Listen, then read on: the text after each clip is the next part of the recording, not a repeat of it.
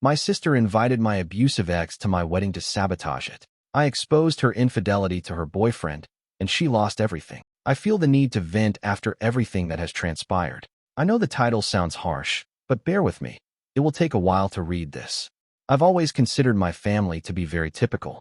I'm the eldest of two sisters. Although they weren't severe, our parents instilled strong values in us and worked hard to provide us with a wonderful existence. When we were younger, my sister Chloe, 28F, and I were close, but during her adolescence, things began to change. She started to seek attention more and somehow kept getting into problems. Her problems, like failing classes, sneaking out, and lying about where she was going, took up a lot of my parents' time. I, on the other hand, was consistent in my grades, complied with regulations, and never caused trouble. The tendency persisted after college. While Chloe changed employment frequently, never remaining for more than 8 or 9 months at one place, I was able to secure steady work. She would get dismissed for a variety of reasons or quit because the atmosphere was toxic. Our parents continued to support her financially by paying her vehicle payments and rent when she was unable to. I also made an effort to assist by setting up 2 interviews for her at my company, but she was late for the first one and failed to show up for the second. 3 years ago, during my friend Megan's 30th birthday celebration, I met my husband, Tyler. He worked with Megan, and as soon as we spoke, everything made sense. He's thoughtful, steady, funny, and pretty much everything I've been searching for. I first became aware of Chloe's strange conduct during our year-long courtship before we moved in together. She would always arrive at our house without warning, particularly when she knew Tyler would be home. She wouldn't visit if Tyler was working late. She began asking me strange questions about our relationship, such as asking if we had ever argued, whether I believed he was truly dedicated, and if I was concerned about the 2-year age difference. I initially believed that she was merely protective of me, or perhaps envious that I was seeing her less. Since Ethan, my ex, is significant to this narrative, I should bring him up here. In my mid-20s, Ethan and I dated for 2 years. After a wonderful beginning, he gradually started to exert control over the relationship. He would arrive at my work without warning, check my phone while I was asleep, and become upset if I went out with friends without him. He kept me apart from everyone but my family. A dispute about my messaging a male coworker about work was the last straw. He shoved me against a wall and said that if I ever disrespected him again, it would get worse. That evening, I went to live with my parents and obtained a restraining order. Chloe even assisted me in moving my belongings out of his house, so the entire family is aware of what transpired. Tyler popped the question on a beach vacation last year. I was ecstatic, and it was ideal. I was too thrilled to notice Chloe's strange silence when we made the announcement at family supper. When I brought up wedding preparations, she became excited and virtually pleaded to assist me. I was apprehensive because of her history of not completing tasks, but she appeared very excited and assured me that she would take it seriously. I persuaded Tyler to give her a chance, despite his skepticism. A huge error.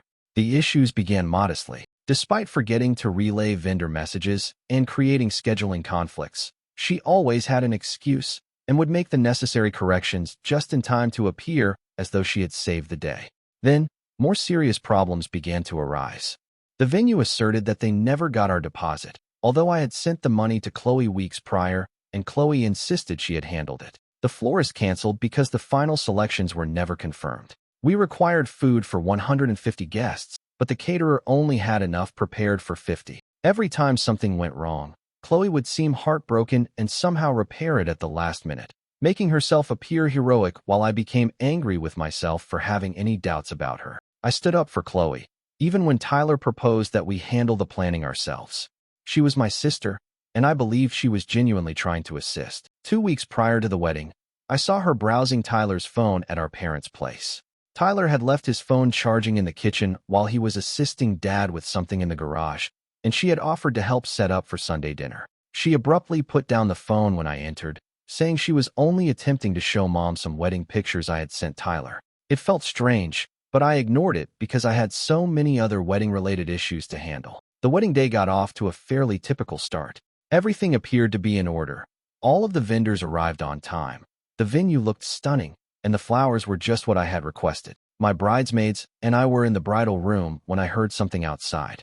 I glanced out before anyone could stop me and saw Ethan fighting with the security guards. My heart stopped. He was screaming that I was making a big mistake and that he needed to talk to me. He was removed by security, but I was shaken. How did he even know about the wedding? I hadn't spoken to him since the restraining order expired 3 years ago. At that point, my best friend, Olivia, who has never been fond of Chloe, showed me something on her phone. Olivia had spotted Chloe acting suspiciously earlier and was able to access her unlocked phone while Chloe was in the restroom. Ethan and Chloe had exchanged messages for weeks. She had told him I wasn't happy with Tyler, emailed him all the wedding details, and convinced him I still had feelings for him. She vowed to help him win me back, claiming she couldn't stand seeing me settle for the wrong man. But things got worse.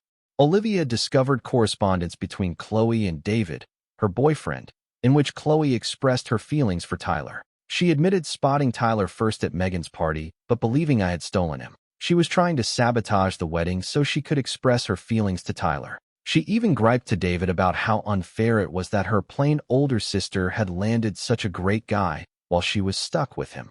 Despite my devastation, I vowed not to let them spoil my day. The wedding did take place, although not as smoothly as anticipated. Playing the role of the worried sister, Chloe pretended to be utterly surprised by Ethan's appearance.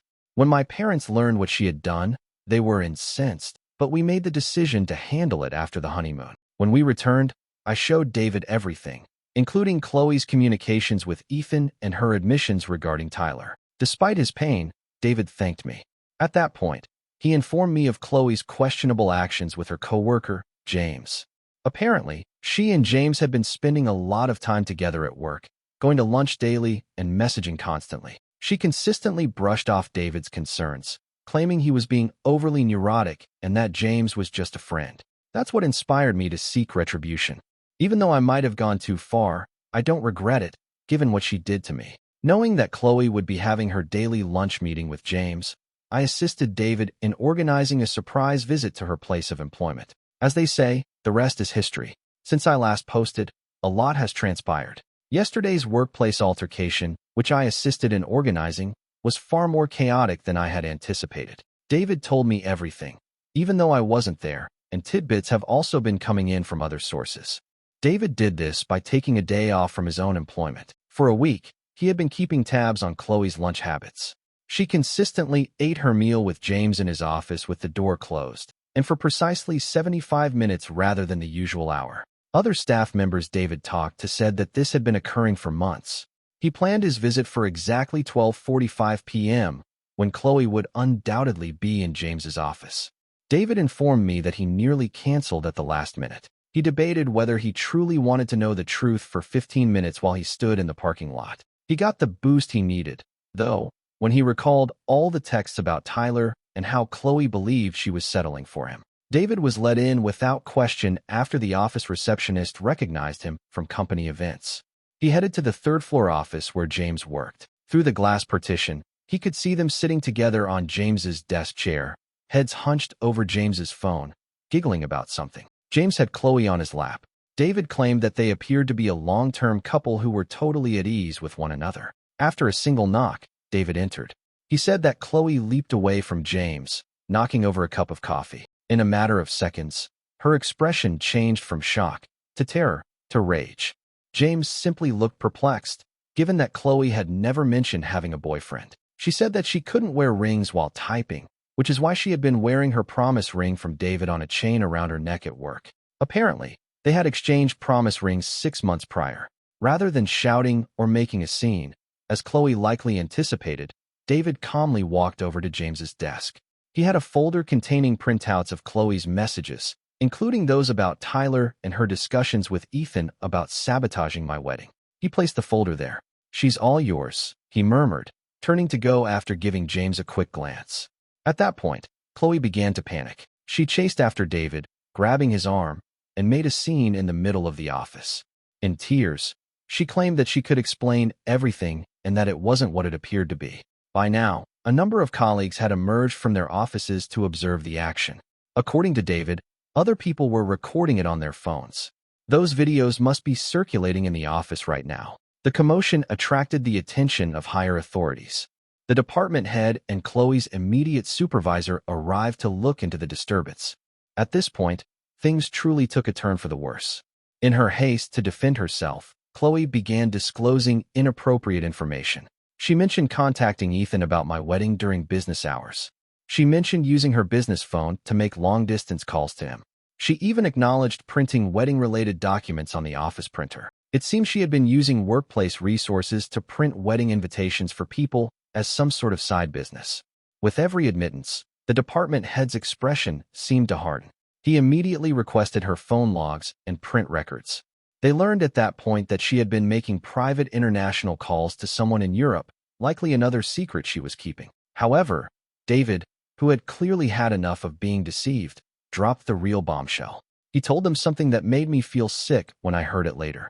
The night before my wedding, at Tyler's bachelor party, Chloe had coincidentally shown up at the same bar. David, being one of Tyler's groomsmen, was present. After most people had left, Chloe cornered Tyler outside the restroom and tried to kiss him. Tyler immediately pushed her away and left. Chloe then sobbed to David, claiming she was drunk and confused, and begged him not to tell me, vowing it would never happen again. She coerced David into silence by threatening to ruin my wedding day if I found out. I contacted Tyler as soon as David told me this part today. He confirmed everything, stating he hadn't told me because he didn't want to cause drama right before the wedding. He had intended to tell me after we returned from the honeymoon. I'm not angry with Tyler, as he was trying to protect my happiness on our wedding day. However, I am furious with Chloe for putting him in that position. The consequences have been significant. Chloe's supervisors are thoroughly auditing her computer usage and expenses.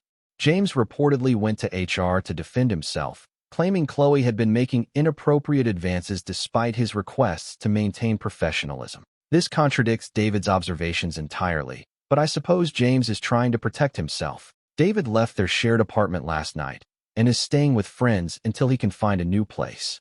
Chloe has been blowing up everyone's phones. David's, our parents', Tyler's, and mine. She alternates between acting like the victim and claiming that we all plotted to destroy her life. Our parents disagree about how to respond to this. Mom believes I went too far involving Chloe's workplace and says I should have handled it privately as a family matter. Dad, however, is firmly on my side. He asserts that Chloe needs to finally face the consequences of her actions instead of getting another bailout. I have no regrets about what I did. Perhaps I went too far, but considering what she did to my wedding, attempted to do to my marriage, and has been doing to David, she deserves everything coming her way. According to David, this is only the beginning. The company audit is likely to uncover much more than improper phone calls and misuse of office supplies. I'll update when I have more information. Things with Chloe have become even worse, if that was conceivable. When the audit results were released, they were much more damaging than anyone had anticipated. The investigation, initially focused on misuse of company resources for wedding sabotage, uncovered systematic fraud. Chloe had been submitting fraudulent expense reports for non-existent client meetings for the past 8 months. She made complex spreadsheets with fictitious phone numbers and email addresses that detailed meetings with supposed clients. She even falsified signatures on paperwork confirming the meetings. She falsely claimed more than $15,000 in reimbursements in total. The really heinous thing, though, is that she had set up a paper trail that implicated Emily, her assistant. She had been gradually assembling evidence to blame Emily for everything if she were ever caught. There were documents stored on Emily's drive, a fake confession letter saved as a draft, and suspicious emails composed but never sent from Emily's computer, which Chloe had access to because Emily trusted her. All of this was discovered by the company's IT team while conducting their inquiry. In addition to terminating her, the employer is pressing criminal charges. Chloe had listed me, not our parents, as her emergency contact, so the HR director called me yesterday. He wanted to alert me that they were pursuing legal action. Their legal team is preparing the documentation, and they have already involved the police. The co-worker she was involved with, James, has completely thrown her under the bus. He brought a thorough statement to HR alleging Chloe had been sexually harassing him for months. He said that despite his repeated attempts to maintain professional boundaries, she had cornered him in the break room, sent him inappropriate texts after work hours, and initiated unwanted physical contact. He even showed texts showing him asking her to stop sending late-night messages. David showed me some of Chloe's recent messages to him. She has been sending him a ton of emails and texts, alternating between pleading for him to come back and blaming everyone else for her problems. In one, she actually claimed, If my sister hadn't stolen Tyler from me, none of this would have happened. She knew I saw him first at that party and was interested, but she's always been jealous of me and wanted him for herself. These messages contained terrifying delusions. She stated Tyler was clearly settling for second best with me, that they shared meaningful eye contact at family dinners, and that he laughed especially hard at her jokes. Tyler barely remembers even speaking to her during family get-togethers, yet she seems to genuinely believe they had some connection. But the most shocking revelation came from my mother yesterday. She called me in tears, saying she needed to tell me something she should have shared years ago. Apparently, Chloe engaged in very similar behavior back in high school. She became obsessed with her best friend Sophia's boyfriend and tried to break them up. She forged love letters from the boyfriend to herself, spread false rumors that Sophia was cheating, and ultimately tried to kiss the boy at a party. When he rejected her, she told everyone he had tried to assault her. When the truth eventually came out, Mom sent her to counseling, but clearly, it didn't have a lasting effect. Mom blames herself for not telling me about this history sooner. She kept it quiet to protect Chloe's reputation, believing it was just a phase and that the therapy had worked. She realizes now she should have warned me when Chloe started showing excessive interest in Tyler. David has moved all his belongings out of their apartment and is staying with friends. He met someone new at his gym and has already started dating her. Chloe had a complete meltdown upon hearing about this from mutual friends. She showed up at his gym crying and causing a scene, to the point where they threatened to call the police. She even attempted to persuade our father to talk to David, but Dad refused, telling her that for once in her life, she would have to deal with the consequences of her actions. This resulted in another tantrum where she accused our parents of always favoring me and making her feel like she had to compete for everything. I'm done with Chloe. I don't know what will happen with the legal charges, but the sister I thought I had never truly existed, it was all an act. Now that the mask is off, I can't unsee who she really is. A month has passed, and things have finally started to settle down, though not in the way Chloe probably hoped. The company proceeded with pressing charges. She now faces formal charges of embezzlement and fraud. Her lawyer advised her to accept a plea deal, which will likely keep her out of jail, but requires probation and full restitution. Losing her job has hit her hard financially. The charges show up on background checks, making it impossible for her to find new employment. Being 2 months behind on rent, her landlord served her with an eviction notice last week. She tried applying for jobs using our parents' address to hide her situation, but prospective employers still contact her former company for references. David has moved on completely. He's officially dating Olivia, the woman from his gym, and they seem very happy. I met her last week. She's lovely and the complete opposite of Chloe. She works steadily as a kindergarten teacher and leads a refreshingly drama-free life. The contrast with Chloe couldn't be more stark. It was a real surprise when Emily, Chloe's former assistant, contacted me on LinkedIn. She wanted to thank me for unintentionally exposing Chloe's schemes.